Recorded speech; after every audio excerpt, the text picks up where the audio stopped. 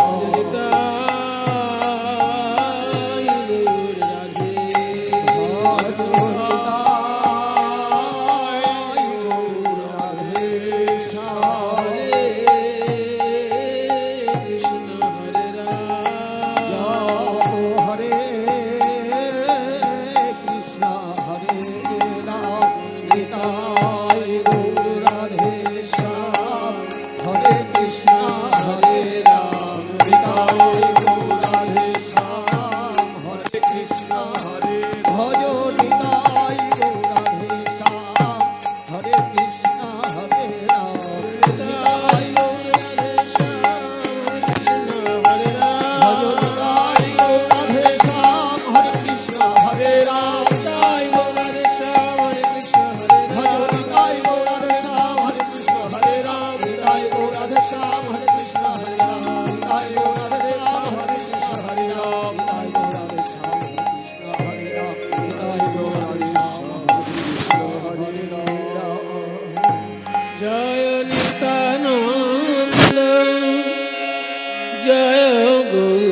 চন্দ্র জয় রাধা বল্লভ জয় জয় হে জয় নিত্যানন্দ জয় গৌরচন্দ্র জয় রাধা বল্লভ জয় জয়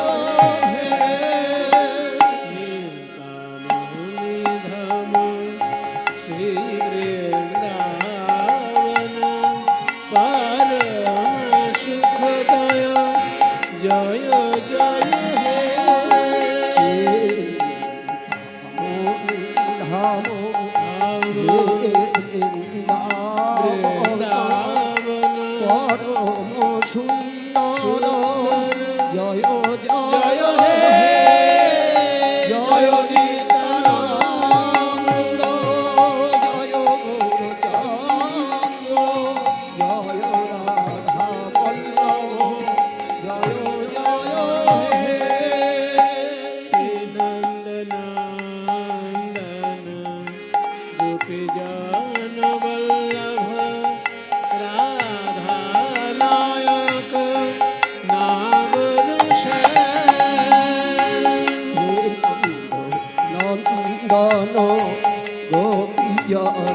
বল্লভ শ্রী রাধা নায়ক নাগর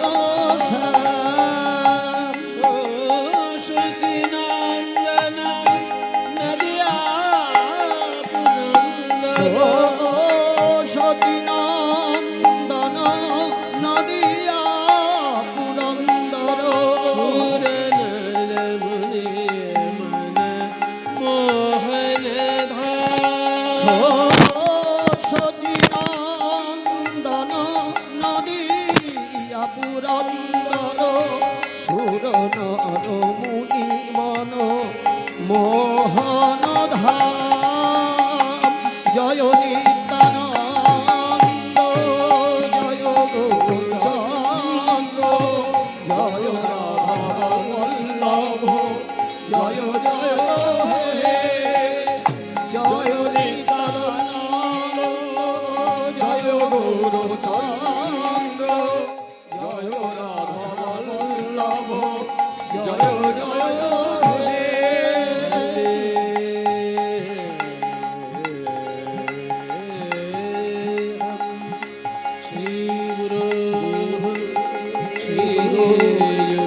पद कमला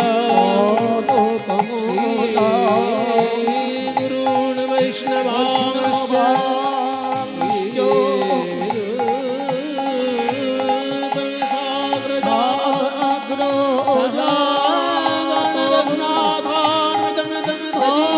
सजीवा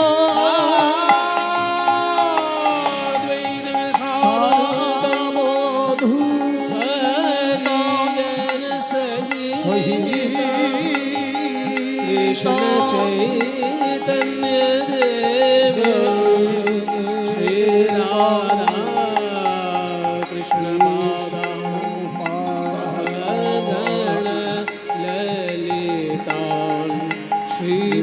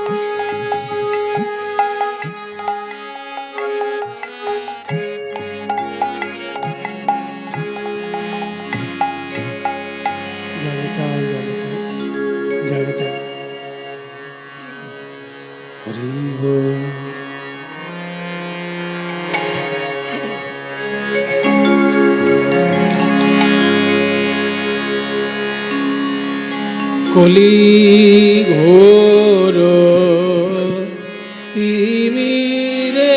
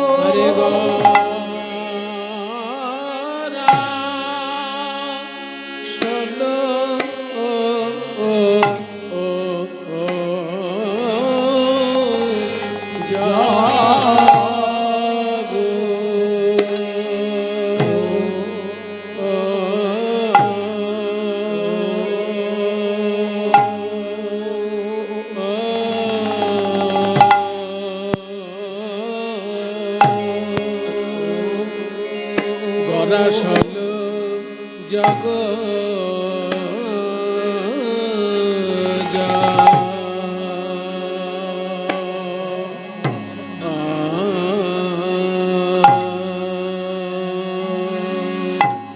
জানে কলি ঘোর তিমিরে গরাসল জগজনে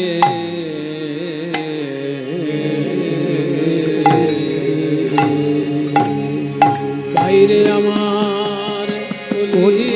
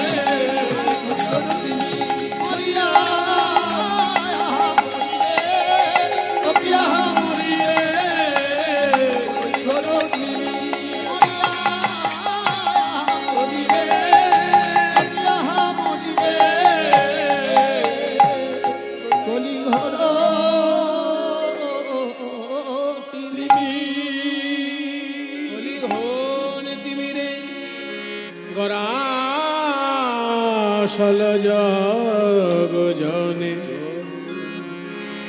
ধর্ম কর্ম দূরে ধর্ম কর্ম রহু দূর দূর দূর রে কর্ম রহু দূর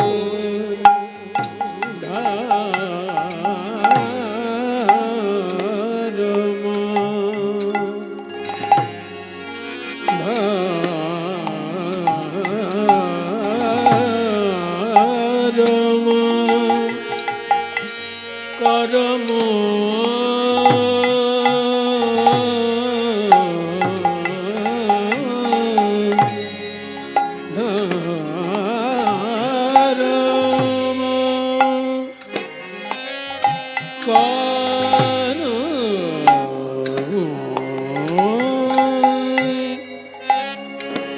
ধর্ম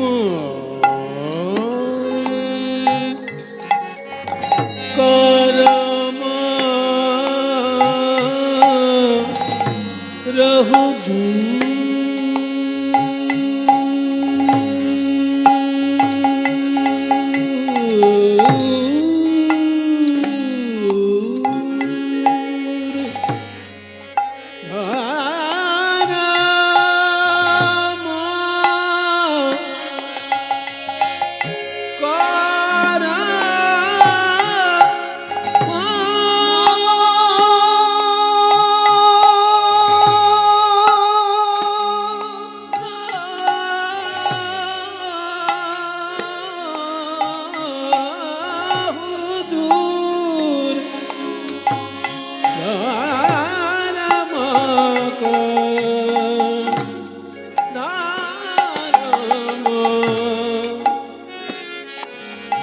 করম রহু দূর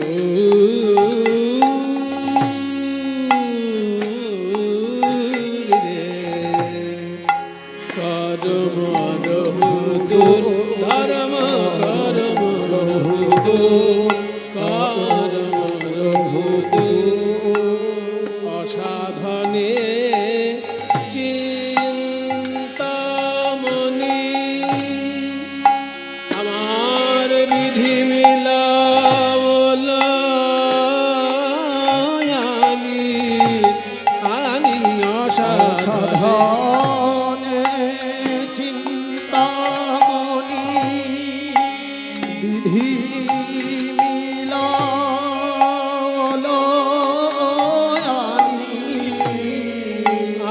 আমার গোরা আমার প্রাণ গোরা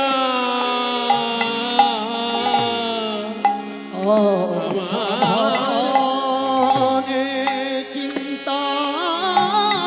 চিন্তামণি আমার বিধি মিলা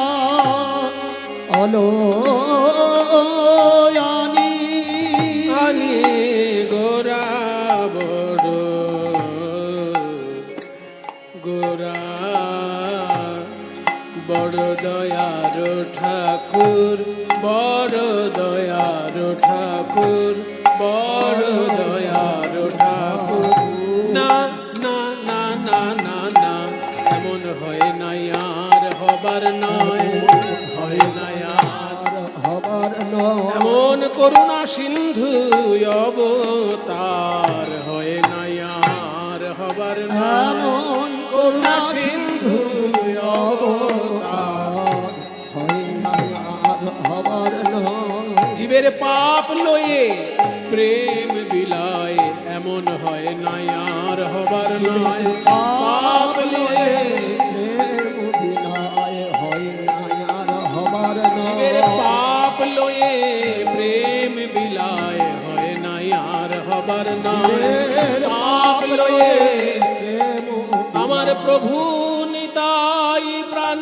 গৌরাঙ্গ পাপ লয়ে প্রেম বিলায় প্রভু নিতাই জয় জয়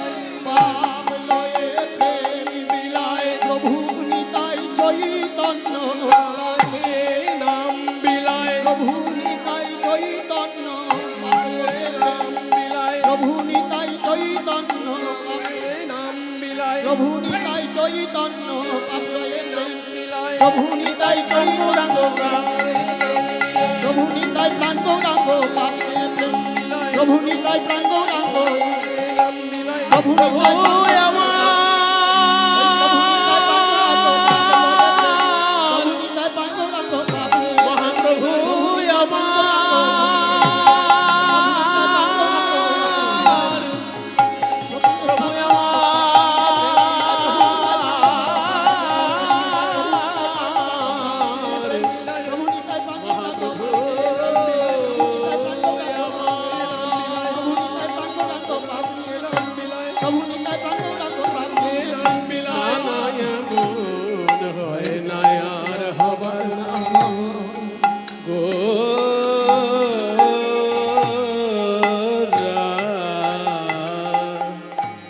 গোরা বড় দয়ার ঠাকুর আমার প্রাণ গোরা বড় দয়ার ঠাকুর দয়ার ঠাকুর দয়ার ঠাকুর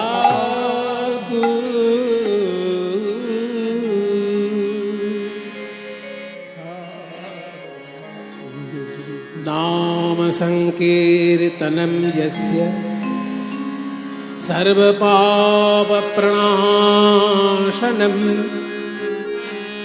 प्रणामो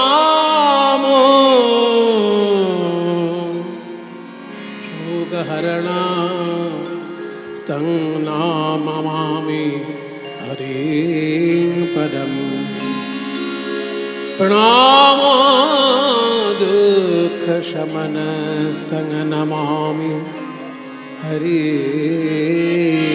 पराम् সংকীর্তন হইতে হয় পাপ সংসার নাশ সর্বভক্তি চিত্ত শুদ্ধি সাধনা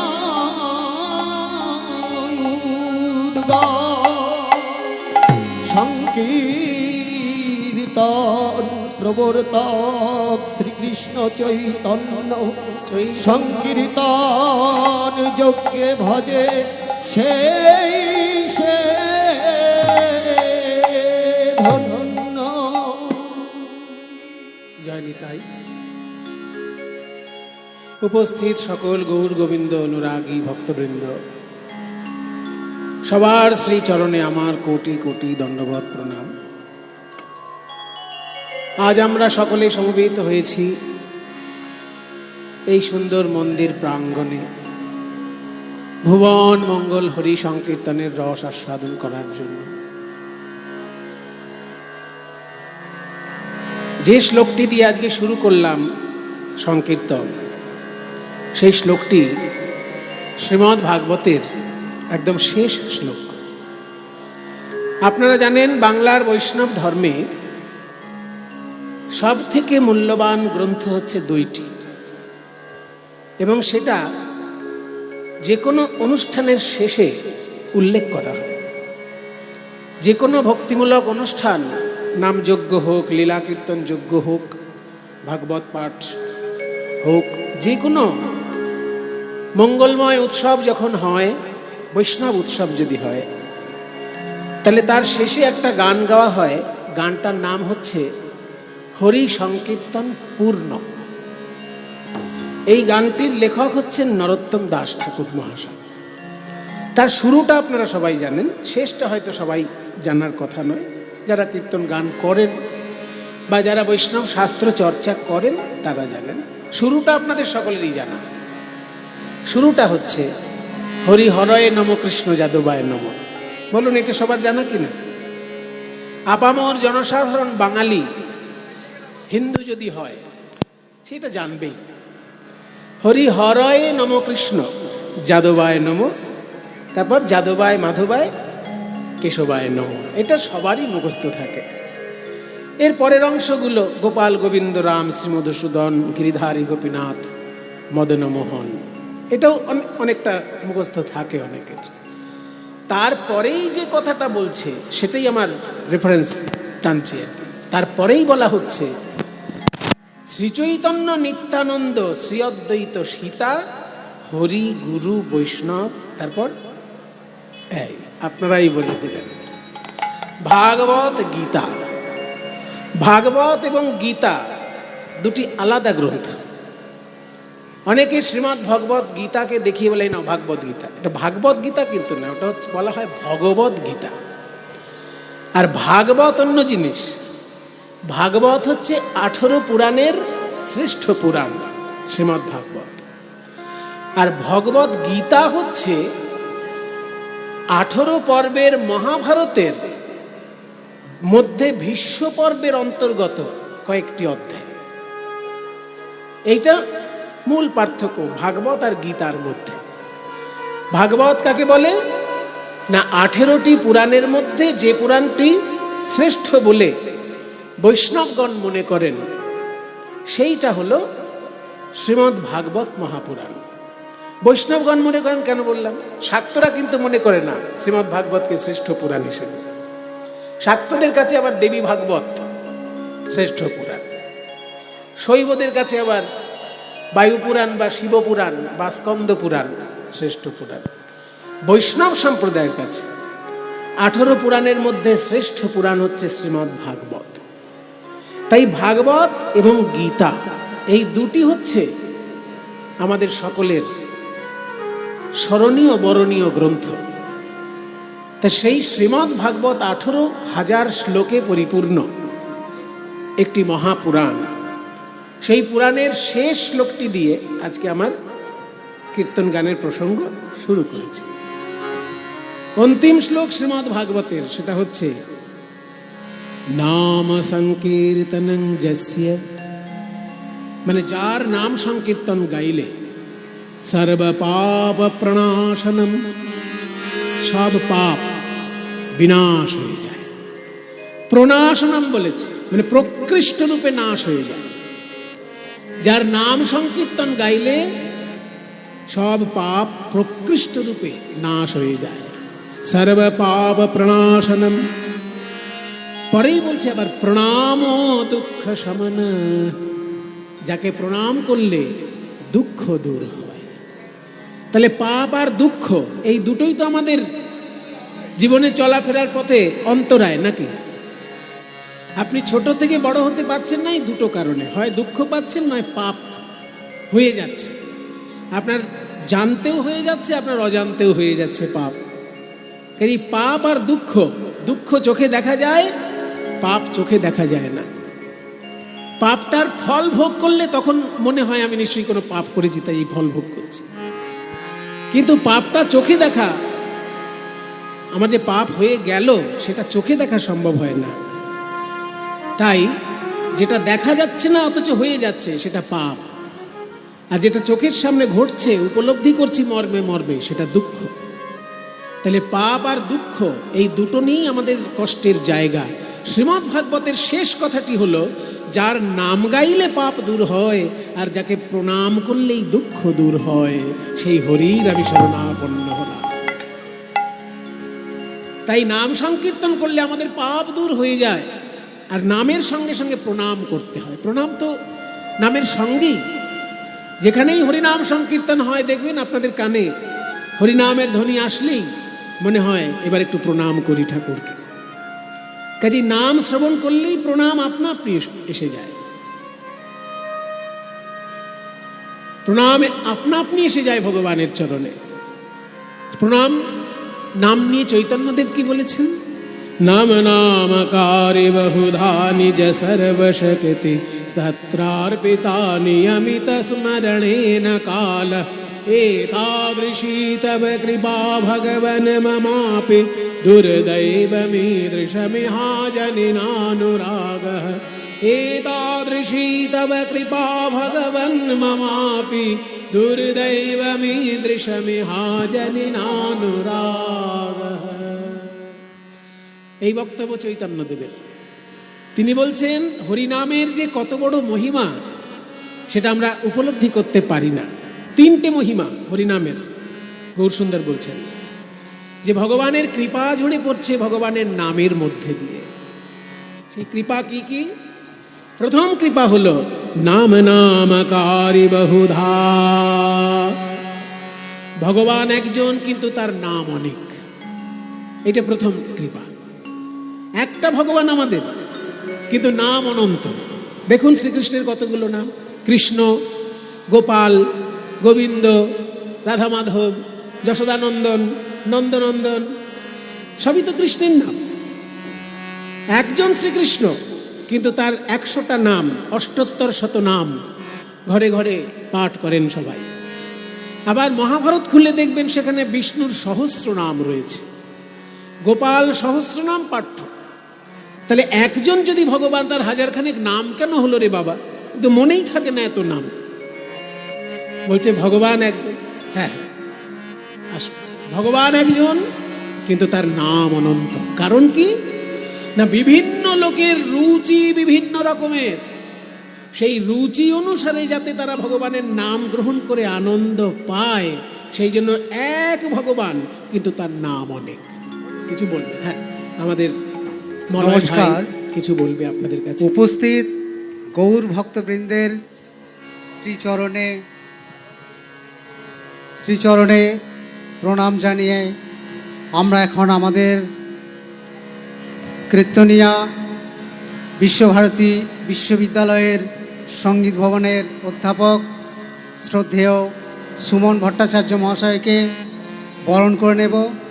বরণ করে নেওয়ার জন্যে আমার গ্রামের উজ্জ্বল নক্ষত্র, যার অক্লান্ত পরিশ্রমে এই হরিসভার আয়োজন, ডক্টর প্রলয় নায়ক মহাশয়কে, সুমন ভট্টাচার্য মহাশয়কে বরণ করার জন্যে অনুরোধ করছি।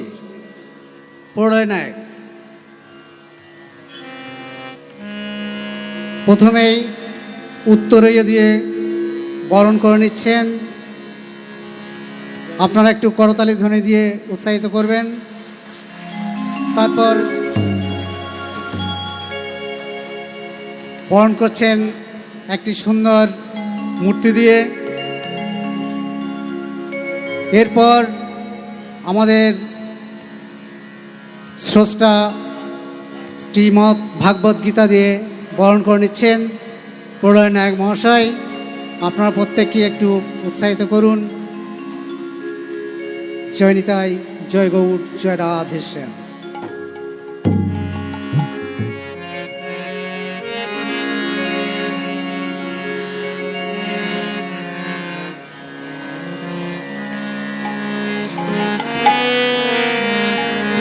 আমাদের প্রলয়বাবুর সঙ্গে আমাদের বহু বছরের আলাপ এবং বহু বছরের অন্তরঙ্গতা, তার এই ভালোবাসার ডাকে আপনাদের সকলের কাছে আমি উপস্থিত হতে পেরেছি। ভগবানের কৃপা, তার কাছে প্রার্থনা করি যে প্রলয়ের উপরে কৃপা বর্ষিত হোক এবং এই গ্রামবাসী সকলের উপর ভগবানের কৃপা ঝরে পড়ুক। কারণ আমরা মানুষ ভগবানের কৃপা না হলে এগোতে পারি না। যে কথা এক্ষুনি আমি বলছিলাম যে পাপ যে কিভাবে আমাদের হয়ে যায় আমরা বুঝতে পারি না। তাই হরিনাম সংকীর্তন শ্রবণের মধ্যে দিয়ে পাপ আপনা আপনি ক্ষয় হয়। আর ভগবানকে প্রণাম করলে পরে দুঃখ কমে যায়। দুঃখ প্রণাম ও দুঃখ সমন তং নমামি হরিং পরম। তো প্রণাম নিয়ে অনেক কথা বলা যায়, কিন্তু আগে আপাতত আমি হরি নাম নিয়ে কথা বলব। নাম নিয়ে ভগবান শ্রীকৃষ্ণ চৈতন্য মহাপ্রভু স্বয়ং বলছেন যে ভগবানের নাম যে আমরা মুখে উচ্চারণ করতে পারছি, জানো এটা কত বড় আমাদের ভাগ্য।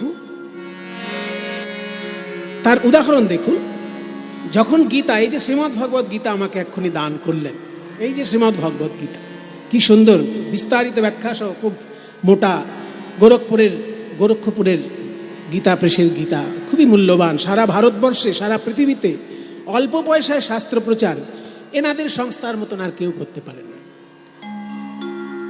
এনাদের সংস্থার মতন এত অল্প পয়সায় শাস্ত্র প্রচার বাংলার বুকে অল্প পয়সায় শাস্ত্র প্রচার যদি কেউ করে থাকে সেটা হচ্ছে বসুমতী সাহিত্য মন্দির, এবং সেটা ভেঙে পড়ে যাচ্ছিল বলে পশ্চিমবঙ্গ সরকার সেটাকে আবার উজ্জ্বল করে তুলে তাদেরকে সহযোগিতা করে তাদেরকে আবার নিজের কাজে যাতে তারা ফিরে আসতে পারে, সমাজ সেবার কাজে, সেটা পশ্চিমবঙ্গ সরকার কিন্তু তাদেরকে সহযোগিতা করেছে।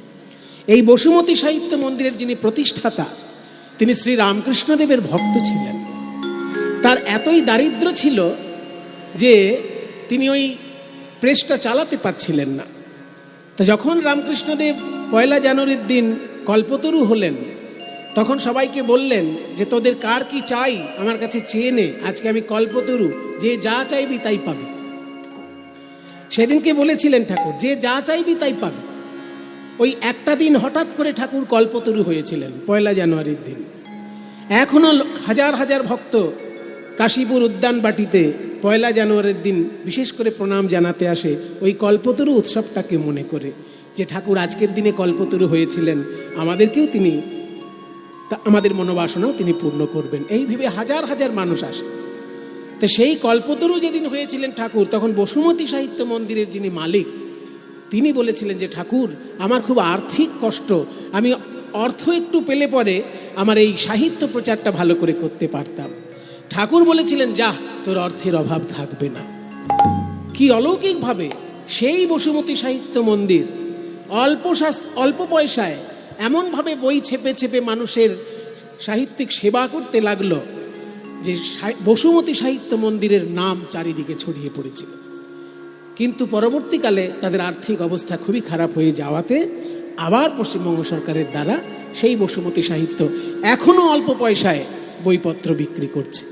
আমাদেরও যখন বৈষ্ণব পদাবলীর প্রয়োজন হয় আমরা বসুমতী সাহিত্য মন্দির থেকে কিনে আনি। বসুমতী সাহিত্য মন্দিরে 4টে বৈষ্ণব পদাবলীর সংস্করণ পাওয়া যায়। বিদ্যাপতির পদাবলী, চণ্ডীদাসের পদাবলী, গোবিন্দ দাসের পদাবলী এবং জ্ঞানদাসের পদাবলী। এই 4 জনের পদাবলী খুব অল্প পয়সায় কিনতে পাওয়া যায় বসুমতী সাহিত্য মন্দিরে। তাই বাংলার পক্ষে যেমন বসুমতী, তেমনি সারা ভারতবর্ষের পক্ষে গীতা প্রেস। অল্প পয়সায় এমনভাবে তারা শাস্ত্র প্রচার করে যে শ্রীমদ্ ভাগবত একটা বিরাট বড় মহাপুরাণ কিন্তু খুব অল্প টাকায় কিনতে পাওয়া যায়।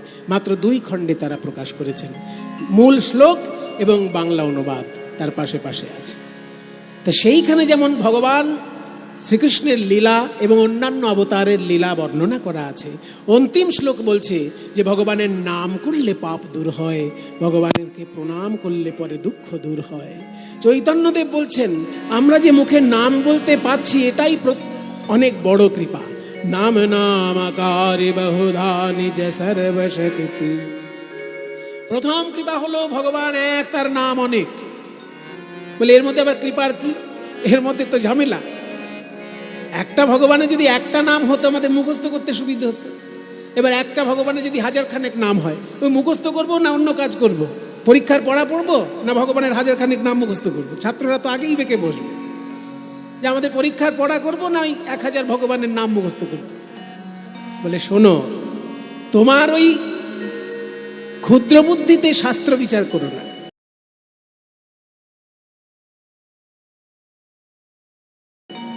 কেন একজন ভগবানের অনন্ত নাম হলো, তার বিশ্লেষণ হলো এই যে বিভিন্ন মানুষের রুচি বিভিন্ন রকমের, সেই রুচি অনুসারে যাতে তারা বিভিন্ন নাম গ্রহণ করে আনন্দ পায়, সেই জন্য এক ভগবানের অনেক নাম। যেমন শ্রীকৃষ্ণের এক নাম গোপাল, মানে গরুকে সে পালন করে, গরু পালন করে বলে গোপাল। এবার এই গোপাল নামটা মা যশোদার কাছে যতটা প্রিয়, এই গোপাল নামটা তো অন্যের কাছে অতটা প্রিয় হবে না। তাই মা যশোদা গোপাল বলে যখন ডাকে কৃষ্ণকে, তখন কিন্তু ওই গোপীনাথ, রাধানাথ এইসব নাম মা যশোদার মুখে আসবেই না। মা যশোদার মুখে আসবে গোপাল নাম। আবার শ্রীরাম সুদাম যখন কৃষ্ণকে ডাকবে তারা কিন্তু গোপাল বলে ডাকবে না, তারা কানহাইয়া, এ ভাইয়া কানহাইয়া ইধারা, কানহা ইধারা। তাহলে শ্রীরাম সুদাম যখন ডাকছে কানাই বলে ডাকছে, তাদের ওই কানাই ডাকের মধ্যে এত আনন্দ যে তারা গোপাল বলেও আনন্দ পাবে না, আর তারা রাধানাথ গোপীনাথ তো বলবেই না। আর রাধানাথ গোপীনাথ, রাধা রমন, রাধা মোহন, এইসব নাম কারা বলবে? না যারা মধুর রসের আশ্রয়ে গোবিন্দকে ভালোবাসে, যারা রাধা গোবিন্দের সেবা করে অভ্যস্ত, যারা রাধা গোবিন্দকে উপাসনা করতে ভালোবাসে, তাদের কাছে রাধারমণ নাম প্রিয়, রাধা মোহন নাম প্রিয়, গোপীনাথ নাম প্রিয়। কিন্তু মা যশোদার ক্ষেত্রে সেটা খাটবে না, শ্রীরাম সুদামের ক্ষেত্রে সেটা খাটবে না। কারণ মা যশোদা হলেন বাৎসল্য রসের মূর্তিময়ী প্রতিমা, আর শ্রীরাম সুদাম হচ্ছে সখ্য রসের শ্রীকৃষ্ণের অন্তরঙ্গ বন্ধু। কাজেই ভগবান এক, কিন্তু তার রসাস্বাদন বিভিন্ন রকমের। তাই বিভিন্ন রুচির ভক্ত বিভিন্নভাবে যাতে তার নাম নিতে পারে, ওই জন্য এক ভগবানের অনন্ত নাম। এটা প্রথম কৃপা। নাম নামকারী বহুধা নিজ সর্বশক্তি সত্রার পিতা। দ্বিতীয় কৃপা হলো ভগবান তার নিজের সমস্ত শক্তি হরি নামের মধ্যে দিয়ে দিয়েছে। ভগবান যত শক্তিধর, তার নামও তত শক্তিধর। শ্রীকৃষ্ণ গিরি গোবর্ধন পর্বত তুলে ধরেছেন। শ্রীকৃষ্ণের নাম যদি মনে করে, সেও গিরি গোবর্ধন পর্বত তুলে ধরতে পারে। তার প্রমাণ রামলীলায়। রামচন্দ্র যখন সেতু বন্ধ করছেন, শ্রীলঙ্কায় যাবেন বলে যখন পাথর দিয়ে সেতু তৈরি করছেন, তখন কি করলো? এক একটা পাথরে রাম নাম লিখে দিল বলে সেই পাথর ভাসতে লাগলো। তাহলে রাম নামের এমন ক্ষমতা হলো যে পাথর ভাসিয়ে দিতে পারলো জলের উপরে। তার মানে কি, শ্রীকৃষ্ণ গিরি গোবর্ধন ধারণ যেমন করতে পারেন, কৃষ্ণের নামও ইচ্ছা করলে গিরি গোবর্ধন ধারণ করতে পারে। তাই সর্বশক্তি ভগবান তার নামের মধ্যে দিয়ে দিয়েছেন। এটা দ্বিতীয় কৃপা। আর তৃতীয় কৃপা কি বলছে? নিয়মিত স্মরণে ন কালহ। এই কৃষ্ণ নাম এত মূল্যবান একটি মন্ত্র, কিন্তু সেটা জপ করার জন্য বা সেটা উচ্চারণ করার জন্য নির্দিষ্ট সময় বেঁধে দিলেন না। এটাও একটা বড় কৃপা। যদি ভগবান বলে দিতেন যে আমার নাম যদি ভোর 4টের সময় না করা হয়, তাহলে কোনো পুণ্যই কেউ পাবে না। তাহলে যাদের 4টের সময় ওঠা অভ্যাস নেই, তারা কোনোদিনই পুণ্য পাবে না। যদি কালে ভদ্রে কেউ 4টের সময় উঠে তার নামটা করতে পারে, তবে পুণ্য পাবে। কিন্তু ভগবান বেঁধে দিলেন না কোনো সময়। বললেন তোমার যেমন খুশি, যখন খুশি, যেভাবে খুশি হরিনাম নিলেই তার পুণ্য তুমি পাবে। তাই এই যে সময় বেঁধে দিলেন না, এটাও একটা বড় কৃপা। তাই 3 রকমের কৃপা হরিনামের মধ্যে ঝরে পড়ছে। চৈতন্যদেব বলছেন, কিন্তু আমার এমন দুর্ভাগ্য যে এত কৃপা সত্ত্বেও সেই নামের প্রতি আমার কোনো রুচি হলো না। খাইতে শুইতে নাম যথা তথা লয়, কাল দেশ নিয়ম নাই সর্বসিদ্ধি হয়। সর্বশক্তি দিলা নামে করিয়া বিভাগ। কিন্তু আমার দুর্দৈব, দুর্দৈব মানে দুর্ভাগ্য, আমার দুর্দৈব নামে নাহি অনুরাগ। তাই ভগবান বললেন হরিনামের দ্বারা প্রেম লাভ হয়। তৃণাদপি শুনিচেন তরুরীব সহিষ্ণুনা অমানিনা মানা দেন কীর্তনীয় সদা। বলছে যে প্রকারে নাম লইলে প্রেমের উদয় হয়, তার লক্ষণ শ্লোক শুনো স্বরূপ রামরায়। কৃষ্ণ নাম করলে কৃষ্ণ প্রেম পাওয়া যায়, কিন্তু কোন উপায়ে করতে হবে কৃষ্ণ নাম? তৃণের থেকে নিচু হয়ে, গাছের মতো সহ্য ক্ষমতা অর্জন করে, এবং নিজের মান সম্মানের কথা চিন্তা না করে অপরকে সম্মান করে যদি কেউ হরিনাম গ্রহণ করে, সে দিব্য প্রেম পাবেই পাবে। এটা চৈতন্যদেবের বাণী। কিন্তু এই বাণী যিনি অক্ষরে অক্ষরে জীবনে প্রমাণ করেছিলেন, আজকে আমরা তার জীবন কথা শুনব। আজকে এমন একজনের জীবন কথা আমরা শুনব, যিনি জীবন দিয়ে প্রমাণ করেছিলেন যে হরি নামে, হরি নামে, হরি নামে, হরি নামে হরি নেমে আসে। এটা যিনি জীবনের মাধ্যমে প্রমাণ করেছিলেন, তার কথা আজকে আমরা শুনব। দেখি পদকর্তা কি বলছেন।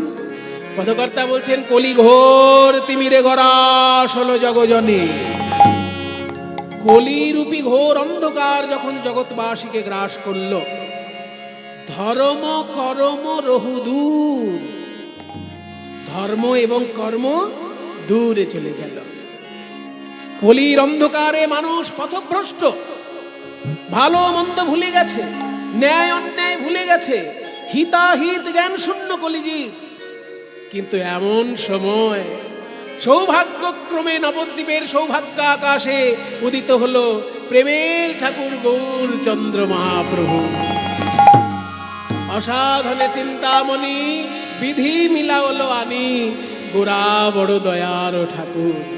তাই বলি গোরা গুণ কহনে না যায়, না যায় গো, গোরা গুণ কহনে না যায়, না যায় গো, গোরা গুণ কহনে না যায়, না যায়। কত শত